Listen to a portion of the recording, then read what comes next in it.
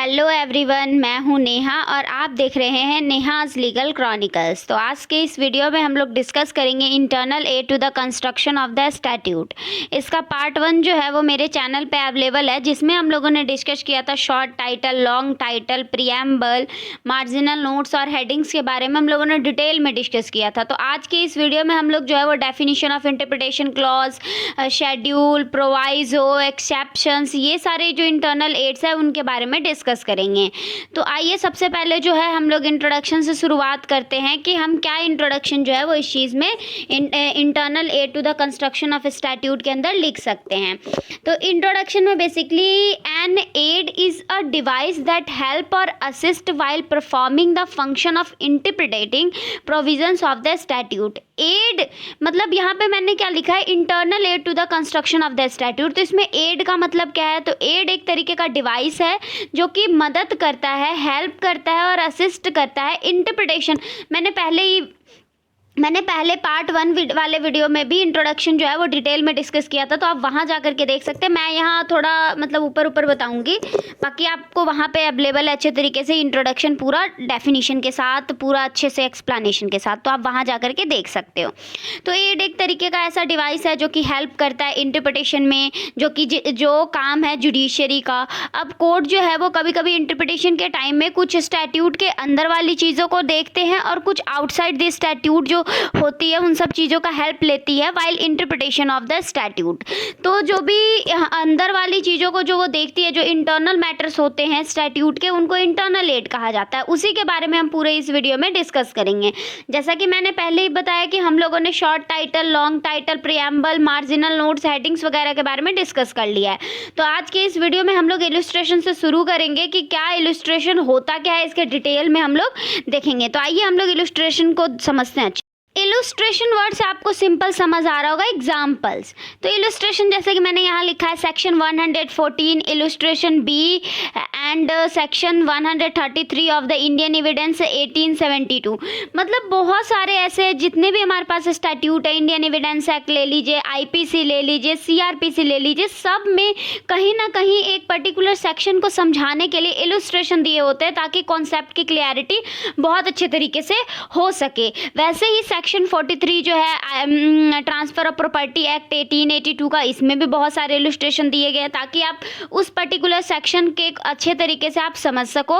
उसके बाद है section 378 of the Indian penal code, जिसमें टोटल 16 इलस्ट्रेशंस हैं जो इस सेक्शन को, जो आईपीसी के अंदर सेक्शन 378 है, उसको समझाने के लिए दिए गए हैं। तो इसमें एक केस है महेश चंद्र शर्मा वर्सेस राजकुमारी शर्मा। तो इस केस में क्या हुआ था कि सुप्रीम कोर्ट ने ये बात बोली थी कि इलस्ट्रेशन एक तरीके का सेक्शन का पार्ट होता है और वो हेल्प करता है पर्सन को उस पर्टिकुलर सेक्शन के प्रिंसिपल को समझने के लिए।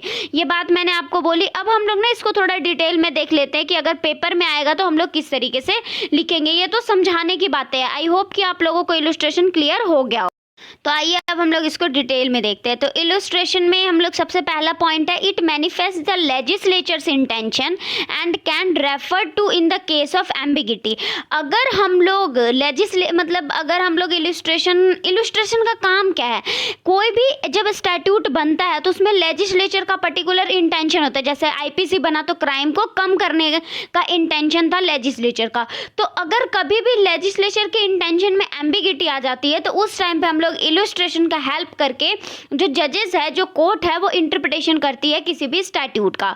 अब दूसरे पॉइंट में हम लोग देखते हैं, it in case of conflicts between the section and the illustration the section will prevail. ये तो ऑब्वियस सी बात है कि जो मेन सेक्शन है वो इलस्ट्रेशन के कारण अफेक्ट नहीं होगा।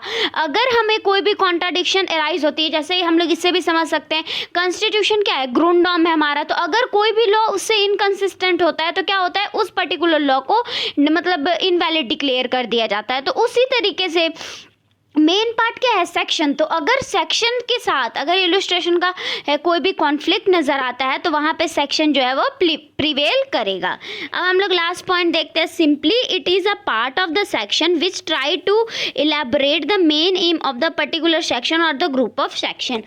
इसका मेन काम क्या होता है कि इलेबोरेट करता है ताकि जो स्टूडेंट्स हैं, जो मतलब जो लॉ स्टूडेंट्स हैं, उनको समझ में आ सके कि इस पर्टिकुलर, कभी कभी बेयर लैंग्वेज ना बहुत ज़्यादा टफ होती है, तो उसको समझाने के लिए बहुत सारे इलस्ट्रेशन दिए जाते हैं ताकि मतलब जो स्टूडेंट है उनका माइंड जो है वो इलॉबरेट करके उस पर्टिकुलर सेक्शन को समझ सके। आई होप आपको इलस्ट्रेशन क्लियर हो गया होगा। अब हम लोग next internal aid of interpretation of statute की तरफ बढ़ते। नेक्स्ट है हमारा internal aid of interpretation of statute के अंदर डेफिनेशन ऑफ इंटरप्रिटेशन क्लॉज। जो इंटरप्रिटेशन क्लॉज है वो हर एक स्टैट्यूट के सेक्शन 2 में दिए रहते हैं। इसका मतलब क्या है, हर एक कोई भी आप बेयर एक्ट उठा के देख लो, किसी भी एक्ट का बेयर एक्ट उठाओ, आपको ना सेक्शन 2 में पर्टिकुलर दिए होंगे कि इस एक्ट में अगर ये वर्ड आता है तो इसका मीनिंग क्या होगा, इसका पर्पस क्या है। जैसे कि आप मान लीजिए लेबर लॉ का ही ले लीजिए, हम लोग जो लेमैन है, जो नेचुरल मीनिंग है किसी भी वर्ड का वो डिफरेंट हो सकता है जो लॉ स्टूडेंट पढ़ते हैं उससे। तो इसका मेन पर्पस ये है कि हमें, जैसे कि आप लेबर लॉ का एग्जांपल लीजिए तो उसमें एम्प्लॉयर का मीनिंग क्या है और एम्प्लॉय का मीनिंग क्या है। लेमैन अगर मतलब डिफाइन करेंगे कि एम्प्लॉयर कौन होता है, एम्प्लॉय कौन होता है, तो वो नेचुरल मीनिंग की जो काम करता है वो एम्प्लॉय हो गया और जिसके अंडर काम करता है वो एम्प्लॉयर हो गया। बट इसका ब्रॉडर जो पर्सपेक्टिव है वो हमें इंटरप्रिटेशन क्लॉज से लेबर लॉ के अंदर पता लगता है। बाकी अदर भी एक्ट है, जैसे कि आप आईपीसी ले लीजिए, उसमें पब्लिक सर्वेंट तो नॉर्मल सारे कह देते हैं, जो लेमैन्स होते हैं जो गवर्नमेंट के अंदर गवर्नमेंट के ऑफिस होल्ड कर रहे हैं, बट उसका जो वाइडर इंटरप्रिटेशन है वो हमें कहाँ से पता लगता है, इंटरप्रिटेशन क्लॉज से। तो इसका मेन पर्पस यही है कि लोगों को, जो लॉ स्टूडेंट्स हैं, उनको पता लगे कि जो पर्टिकुलर वर्ड है उसका नेचुरल मीनिंग और उसका जो लॉ स्टूडेंट यूज़ करते हैं वो मीनिंग कितना ज़्यादा डिफरेंस है। बट इसके कुछ एक्सेप्शंस भी है। कब इंटरप्रिटेशन क्लॉज की मीनिंग यूज़ नहीं होगी, जब हम लोग उस डेफिनेशन को यूज़ कर रहे हैं, उस डेफिनेशन को अप्लाई करके हम लोग इंटरप्रिटेशन ऑफ स्टैट्यूट कर रहे हैं, बट रिजल्ट में हमें क्या मिल रहा है, एम्बिगिटी मिल रहा है, एब्सर्डिटी मिल रहा है। तो कोर्ट क्या करेगा, उस डेफिनेशन क्लॉज को जो है वो अप्लाई नहीं करेगा वाइल इंटरप्रिटेटिंग द प्रोविजंस। तो अब हम लोग इसको थोड़ा डिटेल में देख लेते हैं। तो अब लोग यहाँ पे इसको डिटेल में देखते हैं, definition of the interpretation clause. बाकी मुझे लगता है कि मैंने जो ऐसे सिंपली बताया वो आपको क्लियर होगा कि ये हर एक स्टैट्यूट के सेक्शन 2 में दिया जाता है। एवरेज मतलब हर एक स्टैट्यूट के सेक्शन 2 में दिया जाता है। इसका मेन पर्पस क्या है, अगर किस केस में हम एक्सेप्शंस है, किस केस में हम लोग इसका यूज़ नहीं करते हैं। अब थोड़ा डिटेल में अगर आप लोग लिखना चाहते हो तो आप ये लिख सकते हो कि ये जो मतलब आप खुद ही देख लो, अगर कोई भी वर्ड है, हम लोग ने उसको सेक्शन 2 में या किसी भी सेक्शन में इंटरप्रिटेशन क्लॉज में उसको इंक्लूड कर दिया और आगे पूरे स्टैट्यूट में वो वर्ड कहीं पे भी आता है तो हम लोग अच्छे तरीके से, वहाँ पे ज़रूरी नहीं है कि पूरा एक्सप्लेनेशन के साथ वहाँ पे लिखने का है। तो ये ना मतलब जो बेयर एक्ट हो गया उसके मतलब जो जुडिशरी होती है उसको भी थोड़ा हेल्प हो जाता है कि अच्छा अगर इंटरप्रिटेशन करना है किसी भी वर्ड का तो सीधे सेक्शन 2 निकालता है, इस पर्टिकुलर इंटरप्रिटेशन क्लॉज निकाल के वहाँ से वो इंटरप्रेट कर लेती है। ठीक है, अब नेक्स्ट पॉइंट क्या है इसमें, these clauses also clarify the legislature intention regarding using specific word in the statute and help avoid confusion. तो आपको ये भी क्लियर हो रहा होगा कि मतलब सिंपल वर्ड में मैंने लिखा है कि ये क्लॉज क्या करता है, लेजिस्लेचर के इंटेंशन को क्लियर करता है कि लेजिस्लेचर ने इस पर्टिकुलर वर्ड को किस पर्पस के कारण जो है वो यहाँ पे इंक्लूड किया है, और वो कन्फ्यूज़न को भी दूर करता है और मतलब जो कोर्ट होती है उनको बहुत ज़्यादा हेल्प मिलती है कि वो अच्छे तरीके से जो लेजिस्लेचर का इंटेंशन है उसको समझ पाए। देन आफ्टर अब हमारे पास नेक्स्ट पॉइंट है, the rule of interpretation regarding definition clause is that when the word means और means and include are use the definition is exhaustive and does not allow for wider interpretation. तो अगर interpretation के अंदर अगर definition clause में हमारे पास means या means and include word आता है तो हम लोग ना उसका मतलब थोड़ा वाइडर जो है इंटरप्रिटेशन वो नहीं कर सकते, नैरो इंटरप्रिटेशन ही करेंगे। ठीक है, अब नेक्स्ट है हमारे पास, however if the word includes is used it provide the broadest possible interpretation और enlarge the word's ordinary meaning. तो ये ना आप इससे समझ सकते हो, मेरे चैनल पे एक मैगजीन को मैंने एक्सप्लेन किया है, एजुस्टम जेनरिस। उस मैगजीन के बारे में आप डिटेल वीडियो वहाँ पे देख सकते हो। बाकी मैं यहाँ जो यहाँ पे यूज़ होगा समझाने में, मैं वो बताती हूँ आपको। उसमें ना बहुत सारे वर्ड्स दिए रहते हैं, स्पेसिफिक वर्ड्स, और उसके बाद ना कुछ जनरल वर्ड्स है, उसमें ना यही इंक्लूड्स वाला कॉन्सेप्ट जो है वो यूज़ होता है। कि जैसे 2-3 वर्ड दिए गए हैं, जैसे कि मान लीजिए आप लूडो हो गया, फुटबॉल हो गया, बैडमिंटन हो गया, तो मतलब इसके बाद क्या आएगा, तो इसके बाद भी कोई भी गेम का ही नाम आएगा। तो यही चीज़ अगर इंक्लूड्स कहीं पे लिख देते हैं तो उसका वाइडर इंटरप्रिटेशन होता है। वो इंटरप्रिटेशन कैसे होता है, एडुस्टम जेनरिस का जो मैगजीन है उसके थ्रू होता है। तो आप मेरे चैनल पे जा करके वो वीडियो देख सकते हैं, तो आपको ये और अच्छे से क्लियर हो जाएगा। अब हम लोग नेक्स्ट पॉइंट की तरफ बढ़ते हैं। It definition provide vagueness, the court not apply definition. तो अगर कोर्ट को ऐसा लगता है कि हम लोग इंटरप्रिटेशन क्लॉज का यूज़ करेंगे तो ये जो है ये वेगनेस आएगी, एब्सर्डिटी आएगी हमारे जो भी इंटरप्रिटेशन है उसमें, तो कोर्ट इसको यूज़ नहीं करेगी। ये एक्सेप्शंस मैंने आपको पहले भी बता दिया है। अब नेक्स्ट पॉइंट है, the definition clause of one statute can not be use to explain the same words use in the another statute except in the case of statute in pari materia. तो हम लोग अगर किसी भी स्टैट्यूट के interpretation clause में, definition clause में हम लोगों ने एक वर्ड के बारे में डेफिनेशन वहाँ पे देख ली, तो उसका हम लोग दूसरे अगर स्टैट्यूट का इंटरप्रिटेशन कर रहे हैं तो वहाँ पे सेम मीनिंग नहीं होगा जब तक वो स्टैट्यूट पेरीमेटेरिया में नहीं है। पेरीमेटेरिया स्टैट्यूट इन पेरीमेटेरिया क्या होता है, ये जब मैं external aid of interpretation of statute के बारे में जब डिटेल वीडियो बनाऊंगी तो वहाँ पे बताऊंगी। बट यहाँ पे सिंपली आप ये समझ लो कि स्टैट्यूट इन पेरीमेटेरिया क्या होता है, दोनों स्टैट्यूट जो है उनका सेम जो है सब्जेक्ट मैटर है, तब जा करके हम जो है वो डेफिनेशन पोर्शन को एक जगह पे मतलब एक ही जैसा यूज़ कर सकते हैं। जैसे कि आप लोग जब एकेडमिक्स में पढ़ रहे होगे तो आपके पास जो लेबर लॉ है उसका पार्ट 1 आया होगा, फिर पार्ट 2 आया होगा, तो जो डेफिनेशन आपने एम्प्लॉय और एम्प्लॉयर की पार्ट 1 में पढ़ा था लेबर लॉ के, वही डेफिनेशन जो है वो लेबर लॉ के पार्ट 2 में भी यूज्ड होगा। सिंपली आप ये समझ लो। आई होप कि आप लोगों को ये डेफिनेशन पोर्शन जो है वो क्लियर हो गया होगा। अब हम लोग एक केस लॉ के थ्रू समझने की कोशिश करते हैं। Mahalakshmi oils mills versus state of Andhra Pradesh. तो इस केस में क्या हुआ था कि इंटरप्रिटेशन करना था टोबैको वर्ड का। इसका क्वेश्चन में था कि कोर्ट के पास कि टोबैको वर्ड का इंटरप्रिटेशन करना है। तो डेफिनेशन जो है वो ये कहती थी कि tobacco includes any form of tobacco whether cured और अनकर्ड, मैन्युफैक्चर्ड और not, and leave stalks and stem of the tobacco plant. ठीक है, तो सुप्रीम कोर्ट ने इस पर्टिकुलर डेफिनेशन को जो है वो the supreme court held that the definition was exhaustive and refused to include tobacco seeds within the definition of tobacco। तो सुप्रीम कोर्ट ने यहाँ पे क्या देखा कि अगर हम लोग डेफिनेशन का यूज करके इंटरप्रिटेशन करेंगे तो वो इंटरप्रिटेशन जो है उसके कारण वेगनेस आएगी, एब्सर्डिटी आएगी, तो उसने रिजेक्ट कर दिया डेफिनेशन पोर्शन को। और वहाँ पे अपनी जो है क्या कहते हैं, उन्होंने ये बात बोली कि टोबैको सीड जो है वो डेफिनेशन ऑफ टोबैको के अंदर नहीं आएगा। आई होप आपको ये क्लियर हो गया होगा। अब हम लोग next internal aid of interpretation of statute की तरफ बढ़ते हैं। नेक्स्ट है हमारे पास शेड्यूल। शेड्यूल वर्ड सुन के भी आपको इंडियन कॉन्स्टिट्यूशन याद आता होगा कि उसके शेड्यूल 10 में एंटी डिफेक्शंस लॉ दिए गए, ये सब बेसिक चीज़ें हैं। बट शेड्यूल मतलब होता क्या है, बेसिक लैंग्वेज में अगर हम लोग देखें तो जैसे CPC जो है उसके शेड्यूल, उसमें बहुत सारे शेड्यूल्स है जिसके अंदर बहुत सारे ऑर्डर्स है, बहुत सारे रूल्स है। शेड्यूल ना एक तरीके का स्टैट्यूट का पार्ट ही होता है। जैसे कि कंपनी लॉ अगर हम लोग उठाएं तो वहाँ पे टोटल 7 शेड्यूल हैं। इंडियन कॉन्स्टिट्यूशन उठाए तो मुझे अमेंडमेंट्स का उतना पता नहीं है, बट शायद 12 शेड्यूल्स है इंडियन कॉन्स्टिट्यूशन के अंदर। तो ये सारे जो है ये शेड्यूल का बेसिक पर्पस क्या होता है, स्टैट्यूट को इलॉबरेट करना, जिसकी हेल्प से जो जुडिशरी है जिसको हेल्प मिले इंटरप्रिटेशन ऑफ स्टैट्यूट के अंदर। तो अब इसमें एक केस है flower fringe company limited versus Hammond 1963 1 क्वी। अब हम लोग थोड़ा डिटेल में देखते हैं शेड्यूल के बारे में। सबसे पहला point, it is included at end of the statute and provide additional detail, prescribes forms and contain subjects in list.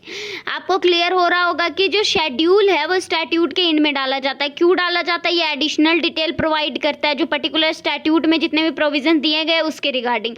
आप ना जब सीपीसी पढ़ोगे या कॉन्स्टिट्यूशन पढ़ोगे या कोई भी एक्ट उठा करके अगर आप पढ़ोगे, तो अगर आप आगे के कोई भी प्रोविजंस पढ़ रहे हो, कोई भी सेक्शंस या कोई भी आर्टिकल्स पढ़ रहे हो, तो उसमें ना अगर कहीं पे रेफर्ड है कि ये पर्टिकुलर चीज़ आपको कहाँ से मिलेगी, तो आप ना वहाँ पे पर्टिकुलर ये लिखा रहता है कि आप ना शेड्यूल 2 को जा करके रेफ़र करो, वहाँ से पढ़ो, आपको ये ज़्यादा क्लियरिटी होगा।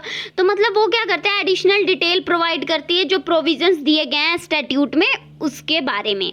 अब नेक्स्ट पॉइंट है हमारे पास, in case of a conflict between the schedules and the main body of the act, the main body prevail. I hope ये आपको क्लियर होगा, मुझे समझाने की ज़रूरत नहीं है ऐसा क्यों होता है, मैंने कॉन्स्टिट्यूशन वाला एग्जाम्पल पहले ही आपको दे दिया है।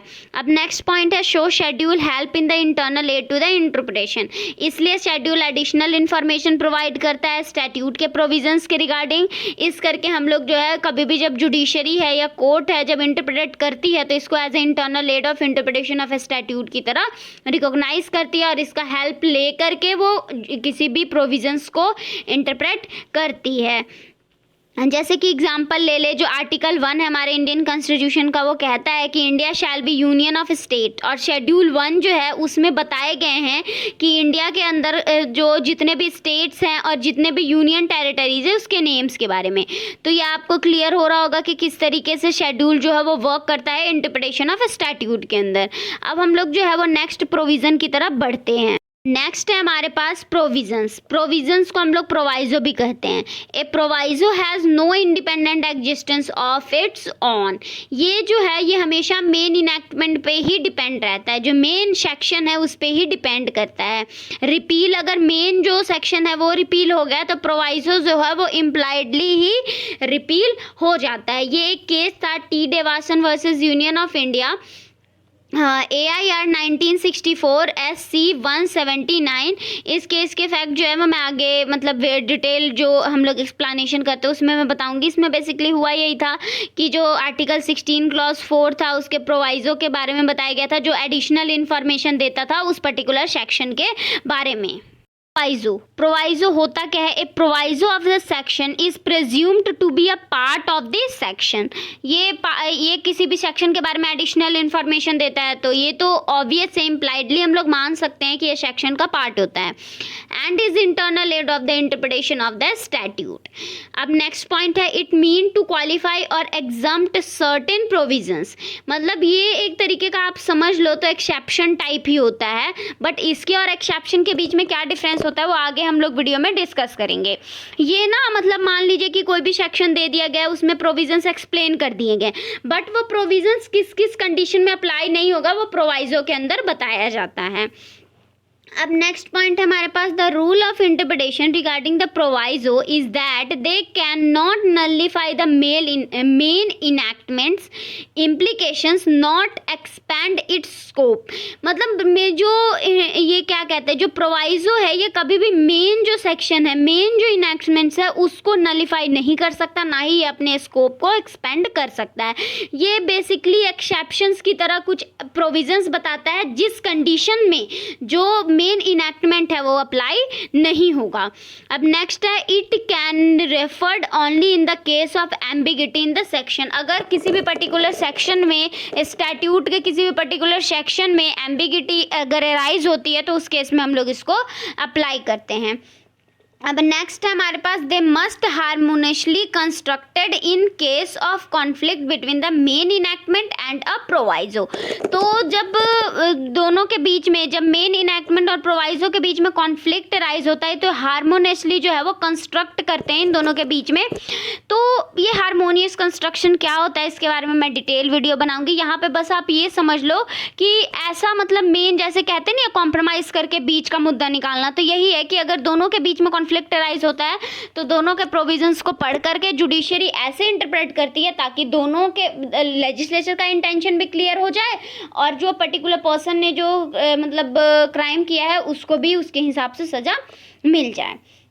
आई होप आपको ये क्लियर हो रहा होगा। जैसे कि आप ये देख लो टी देवासन वाले केस में आर्टिकल 16 क्लॉज 4 जो है वो इंडियन कॉन्स्टिट्यूशन का, उसको considered article 16 clause 4 of the constitution of the India is considered a proviso to article 16 clause 1 as held in the T Devasan versus Union of India. ये जो case हुआ था, जो मैंने ऊपर भी डिस्कस किया, इस पर्टिकुलर केस में हुआ क्या था कि सुप्रीम कोर्ट ने ये कहा कि जो आर्टिकल 16 क्लॉज 4 है वो आर्टिकल 16 क्लॉज 1 का जो है वो एक तरीके का प्रोवाइजो है। आप जब पढ़ोगे तो आर्टिकल 16 क्लॉज 1 में ये शायद discrimination in the public offices जो है उस पोस्ट में ऑक्यूपेशन के रिगार्डिंग ये बात की गई है, और वो प्रोविजंस किस किस कंडीशन में अप्लाई नहीं होगा वो आर्टिकल 16 क्लॉज 4 में दिया गया है। तो सुप्रीम कोर्ट ने ये कहा कि ये प्रोवाइजो है आर्टिकल 16 क्लॉज 1 का। आई होप आपको ये क्लियर हो गया होगा। अब हम लोग नेक्स्ट बढ़ते हैं internal aid of interpretation of statute, जो कि है एक्सेप्शन। हमारे एक्सेप्शन से ही आपको समझ आ रहा होगा कि किसी भी सेक्शन में पर्टिकुलर वो सेक्शन कहाँ कहाँ अप्लाई नहीं होगा उसको एक्सेप्शंस बोलेंगे।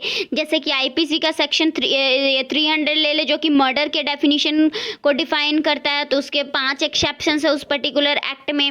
अगर repugnancy operative part and an exceptions the operative part must be relied on. अब हम लोग इसको थोड़ा डिटेल में पढ़ लेते हैं। अब एक्सेप्शंस भी एक तरीके का इंटरनल एड है for the interpretation of the statute.